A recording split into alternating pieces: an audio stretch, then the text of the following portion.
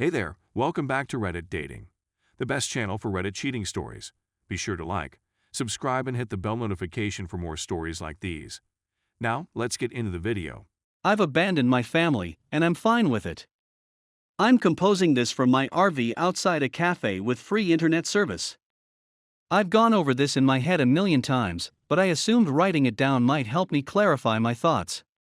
I left my family a little more than a week after D-Day. My wife is 36 years old, I am 37 years old, and my daughter is 13 years old. It's been nearly 6 months since that day. I stumbled across her affair by chance. I was completely clueless. I thought we had a good marriage. We had a lot of intimacy, we would chat about things for hours, and we had date nights on a regular basis. We had both common and individual interests. We were in good health and fitness.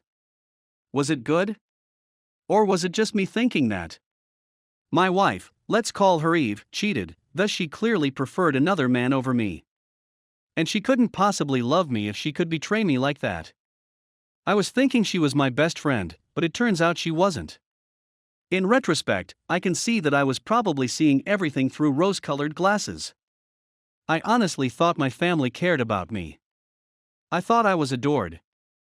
I guess I was the fool. I arrived home late from work because I had to attend a safety training class. She was dozing on the couch when a message with emojis appeared on her phone. Emojis like the ones I'd use if I texted her? I snooped around and discovered what had been going on for at least 5 months. I knew the AP, let's call him Adam, because he was a co-worker of hers. I'd even been to his house for a barbecue and met his family. He was married with 3 children. The youngest is only 2 years old. Something just clicked in my thoughts as I was reading the messages. It drastically altered my life. I went from adoring Eve more than anything to hating her to becoming blank when reading their letters. It's not just about her, it's about everything. I went to bed completely numb, took pictures of the messages, and didn't sleep at all, only stared at the ceiling. Eve was the next day, and I went to bed without disturbing her. She complained of neck ache as a result of lying on the couch all night. I wasn't really paying attention, I just recall thinking that everything seemed muffled, like if someone had turned down the volume on the universe. I was taken aback by how little I cared. I felt almost nothing.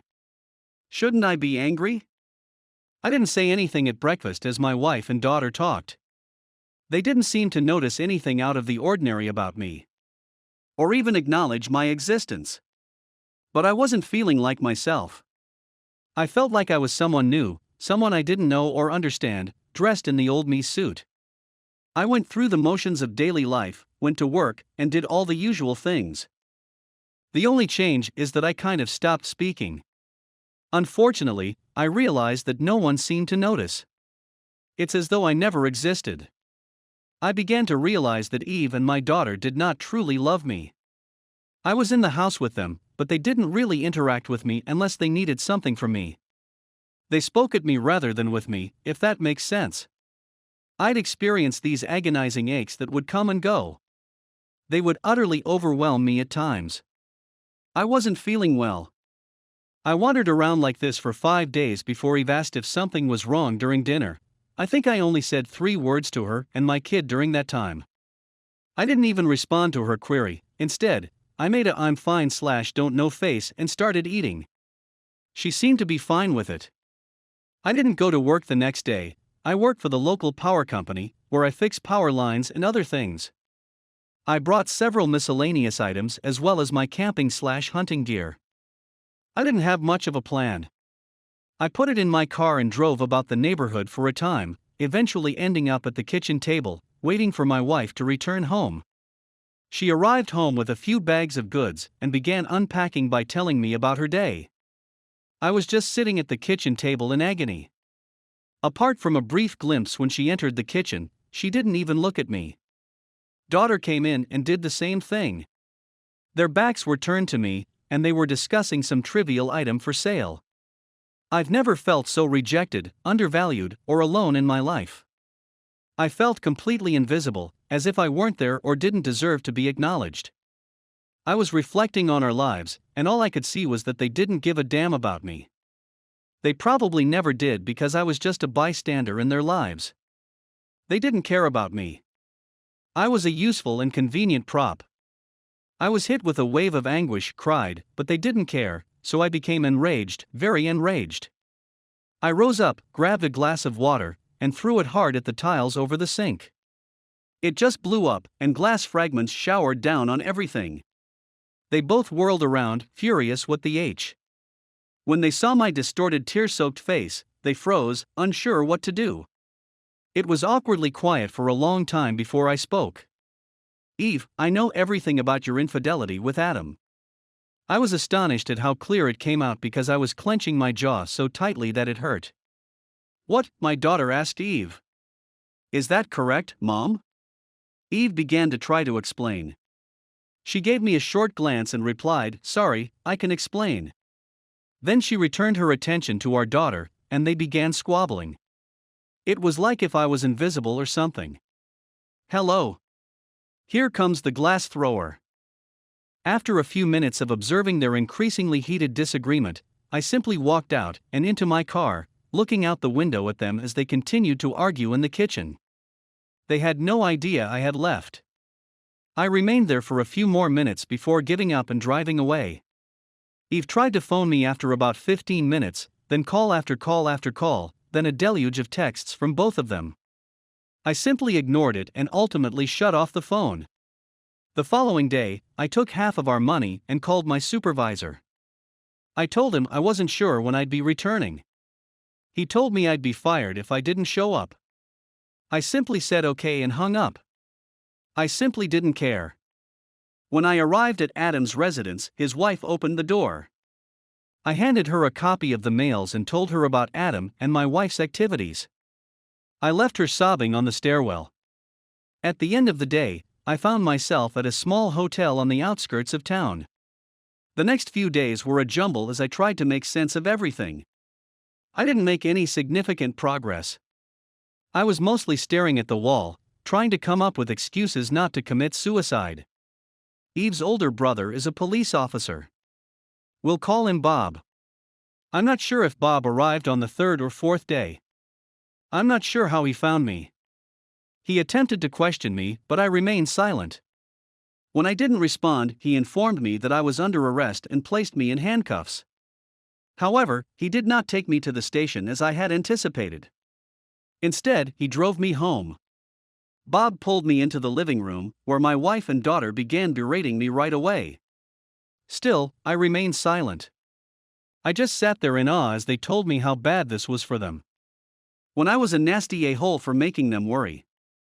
It carried on for a bit until Eve yelled at me, say something. I looked at her for a moment before saying quietly, I don't have anything to say to you. Bob became enraged and shoved me against the wall, screaming at me not to speak to his sister in that manner. Bob's furious reaction gave me a lot of delight. I'm not sure why, but it made me so joyful that I burst out laughing. Bob's wife had left him 4 months before. I gave Bob a friendly smile. Bob, you're pathetic. Did you beat up on Bob's wife? Is that why she abandoned you? Bob slammed into me and knocked me out. Wife and daughter began screaming in unison. As I stood up, I couldn't stop laughing. I couldn't stop myself. I was bleeding from someplace on the floor when I noticed it. I'm still handcuffed and giggling. Perhaps it was the ridiculousness of it all? I spit blood in Bob's face and exclaimed, You, Bob. He punched me again, this time hard enough to put me out cold. In the hospital, I awoke. When I opened my eyes, I puked all over the floor, so I knew I'd suffered a concussion. Eve, Bob, and my daughter were present, and they were speaking to me in a way that I couldn't understand. They were ordered to leave by a nurse who emerged. She gave me a pan to puke in and summoned someone to clean up. I told her that my family had brought me here, and that they were not to come close me while she was taking my pulse. That if they came back into the room, I would leave and run. She argued vehemently that running or simply standing up was a bad idea for me. She would, however, speak with security. It was wonderful not to see them again in the hospital.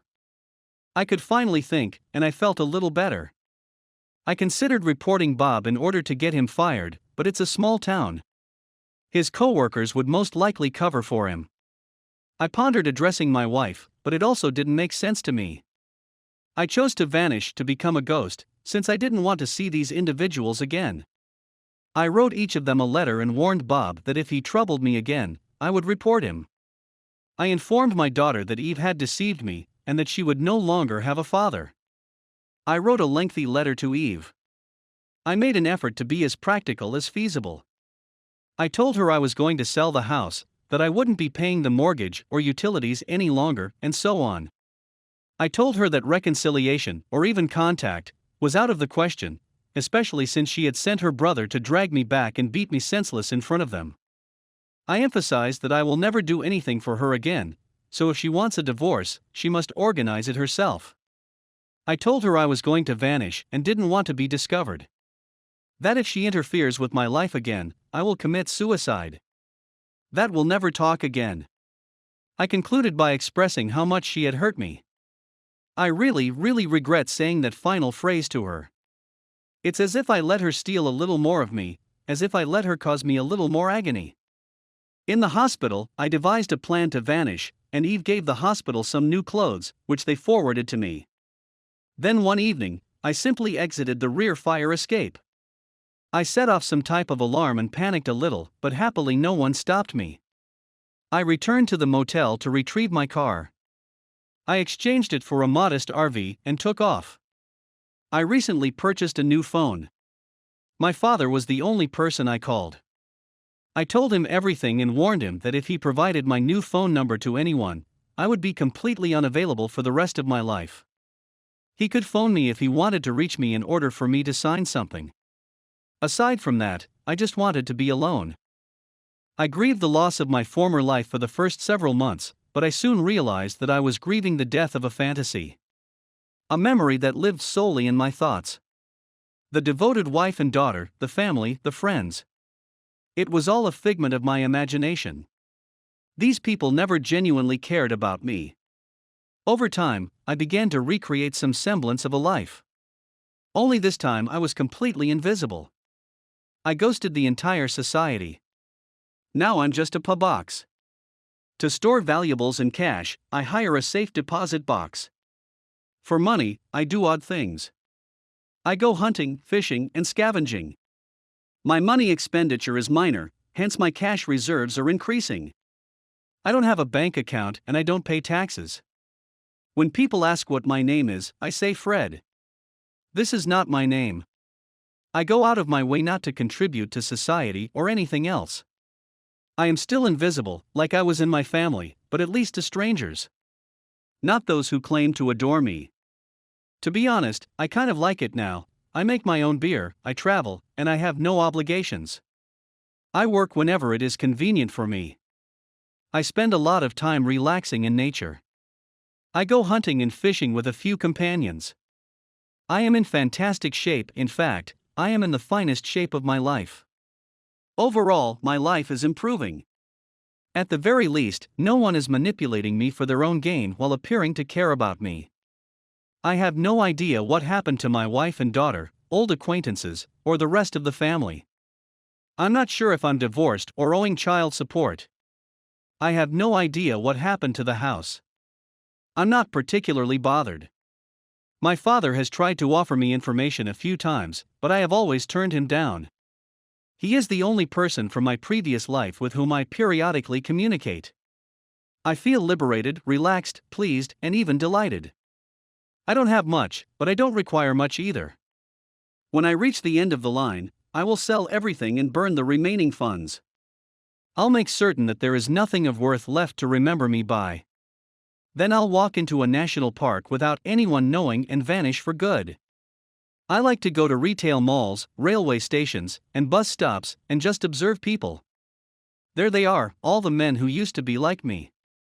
Men who sacrifice themselves for a society and families who don't care about them, men who work themselves to death with no acknowledgement or gratitude from anyone. They are constantly guilt-tripped, pressed, and urged to do more and sacrifice more. More and more meaningless rubbish, designer clothes, a bigger house, more of this and more of that. Never received a thank you, no expression of gratitude or appreciation. In most situations, there isn't even a smile. They try to deceive themselves, just like I did, by refusing to accept reality. But I see it in them, just like I used to, and they know it deep down. I'm familiar with their vacuous million-mile stare. I used to have one like it. Thank you for listening. It was good to get this off my chest.